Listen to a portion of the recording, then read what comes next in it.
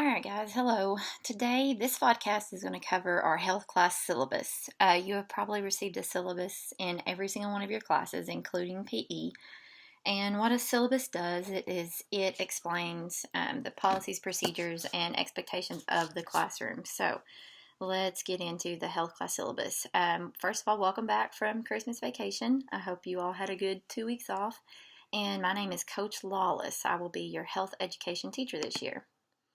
Okay, so class objective. In health, you guys can read this on your own, but basically what it means is we're going to study how the decisions that you make now affect your health currently and in the future. So, how do the choices and the consequences of your choices affect your health and your lifestyle? Class materials. You guys are in high school. Get used to taking materials to class. You should take a pen or pencil to every single class. I don't care. In my class, I don't care what you write with. It can be a pen or a pencil. I don't care the color, as long as you have something to write with. You need paper. I have a composition notebook on here. We may or may not need one. I'll get back with you on that one. You will need a folder or a binder for this class. And I'm going to tell you this, and I'll tell you this every single day. Keep up with everything we do from the first day on. I will not give you a study guide at the end of the semester for the semester exam. Everything we do is your study guide. There is a classroom set of textbooks that we will use. You will not be allowed to take these books home. If you do need a textbook, if you're absent, I have the text on disc that you can take home with you, or you'll be able to watch these podcasts at your own time. All right, so grades. Your grades will be based on 5 things. Participation. Do you do the activities in class, or are you a pain in the neck? Do you do the class work? Do you do the projects? Do you do quizzes and the test? This semester, I'm trying something brand new. We are working on a flipped classroom. So, what we are going to do, all right, so it says homework and health education should be minimal. I strive to give time in each class for work, but at times your projects, presentations, and research may require some extra time. We will be using online videos to help facilitate instruction and will consist of watching short 5 to 20 minute videos and completing note sheets and quizzes outside of class. This format will allow us to utilize class time for class practice of concepts and skills. Most out-of-class work should not exceed 30 minutes 1 to 3 times a week and can be accessed 24/7 online or with a class DVD or CD. The bulk of the written work and assignments should be done in the classroom. So guys, basically what a flipped class is, it is completely student paced. You are going to be working at your own pace. You may be ahead of your best friend in class, which means you move on if you have time in class to watch the next vodcast. Do that. If you finish the activity, whatever it is that we're doing that day, if you get finished, work ahead. We're going to also have projects for every single unit. We have 8 units in this class, and I will discuss those projects with you shortly. Late work and on-time work. Because we do most everything in class, there shouldn't be any late work. You are expected to watch the video and the quizzes in a timely fashion. I will give you a due date, and those need to be finished. If those are completed on time, you will have a 5-point on-time grade attached to that video, the video notes, and the quiz. If you will receive 5 points when you have your work done on time and are prepared for that day's activity. These are points that cannot be made up. So if you just don't do it, you're not going to get those on-time points.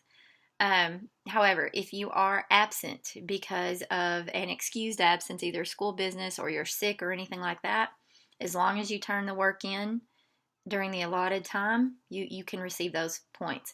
If you are in SAC, you can still earn those points. If you are suspended, those are not points that you earned. Most work is expected to be done in class, so later incomplete work should be very minimal. However, the video lesson quizzes are done outside of class, and you will have that 5-point on-time grade attached to it. In Edline, it will be abbreviated OT. Seating assignments. I understand that you guys probably hate seating assignments, but in my class, if you want to sit where you want to sit, you must earn it. We will start out in alphabetical order because that allows me to learn your names faster after that. I will evaluate everyone's grades at the end of each unit. So every time we take a test and finish a unit, and then the seats will be assigned based on grades. If you are flunking or you have a D, I'm going to put you where I want you, and then A's get to pick where they want to sit first, then B's, and then C's. However, if you are a behavior problem, I don't care what your grade is, I will put you where I want you. If you are sitting beside someone that you can't quit talking to, I will put you where I want you regardless of your grade. That is non-negotiable. Absence. So I briefly talked about this on the on-time grades, but it is your responsibility to either get with me or get with another student to find out what work you missed. Remember, everything we do is going to be on our class website. All the vodcasts, the lectures, the notes, everything will be there. So we have our class website. We have a website called Edmodo that we're going to use. I will put every day's assignments on that website. You can email me. There are many ways that you can find out what you're missing. There should be no excuses. Things can be made up if you miss for school business, if you have a family excused absence, or if you are sick. All the district policies apply. You get each day that you're absent plus one additional day to make up any classwork that you've missed. This will apply for your OT grade. So let's say you missed 3 days because you're sick. So you have 3 days plus one more day, which is a total of 4 days to make up any missing work. As long as you have all of the work completed in 4 days, you'll get your OT grade. If you turn it in on day 5, you will not get your OT grade. Behavior expectations. We will be talking about some very sensitive topics in this class. We're going to talk about mental health, suicide, depression, things like that, bipolar, all these different mental disorders, all the way up to human reproduction, sexual activity, STIs, things of that nature. I expect you to behave in a respectable manner, and if you can't, then you won't be allowed to stay in the classroom. You need to remember that everyone in here is allowed to voice their opinion. However, that opinion does not need to be derogatory, and you are allowed to disagree with each other, but there are ways to disagree with each other politely and not rudely. So going into that, we're going to talk about what I expect in the class. So follow the 3 R's. That should be plain and simple. Respect yourself, respect other people, and respect the environment. So if we are working on an activity and it's causing you to have to get up and move around a lot, keep in mind that not everybody's on the same page. So if your group is working on an activity and there's another group over in a corner watching past podcasts or quizzes or things like that, you're going to have to keep that in mind. The classroom is very oddly shaped. It's not very big, and there's lots of chairs in here, so you're going to have to be aware of your environment and the people around you. Be in class when the bell rings. I do not like you hanging out in my door or in front of the doorway. Get in, have a seat, and just sit patiently for the bell to ring. If you are in the doorway and the bell rings, you're tardy.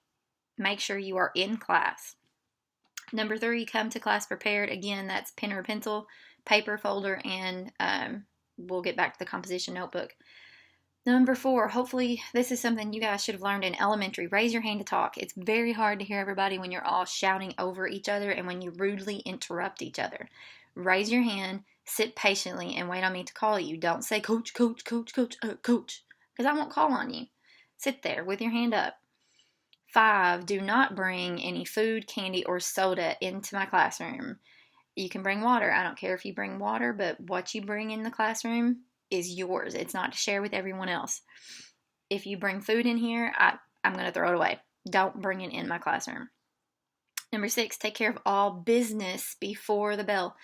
When the bell rings, don't come to me and tell me that you need to go to the bathroom, that you're having an emergency. It's not going to work. You go before the bell rings. If I understand you have 5 minutes between class, some of you are have a short amount of time to get from one building to the next. If you come to me and put your stuff down and tell me you're going to the bathroom, that's fine. I won't count you tardy. However, you come to me and tell me that you're going to the bathroom, and then I see you hanging out in the hallway and talking, and then the bell rings and you come running, you will be tardy. And number 7, please use appropriate language and behavior. Nothing annoys me more than kids shouting out curse words or just cursing in general, and I understand that's the way some of you guys talk to each other. However, that's not how we're going to talk in this classroom. The use of foul language is automatic 4 days of ISS. Please be aware of where you're at and use the proper language. We don't want to sound ignorant because we don't know how to speak, so use appropriate language and behavior. Hall passes, once again, this is not my rule. This is a rule from Miss Tackett, who is our main principal. Once you enter this classroom, you will not be allowed to leave unless you are called out by a counselor or an administrator. Take care of all personal business between classes. If you have a medical condition, there must be a note on file with a nurse in the front office, and she will give me a copy of that. Don't ask to go anywhere because you're not going to be allowed to go. If you forget your work in your locker, that's your problem. You should remember to bring all required materials to class. Once again, do not ask me to go anywhere.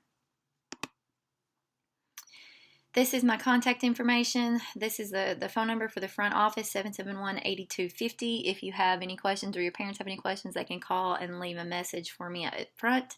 My email address is lawlessc@nlrsd.org, and then there is our class website. This is a short little video that I'm going to show you guys. It's called Did You Know? And it is about a little bit about technology and how technology is changing our world.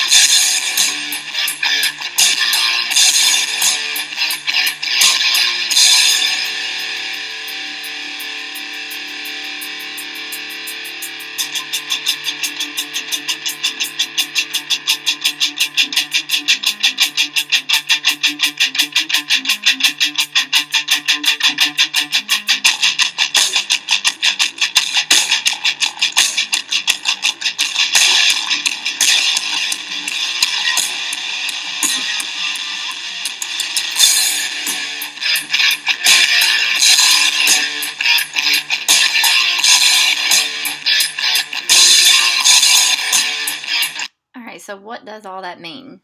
that means that shift happens. Everything is constantly changing, and technology is changing. The technology that we're using this year may be irrelevant next year or the year after that. So be up to date on technology, not just social networking and all of that stuff, but how to use technology. Be prepared to learn, and don't be afraid to learn new things. So that is the conclusion of our health syllabus vodcast. If you have any questions, please let me know, and I will see you next time.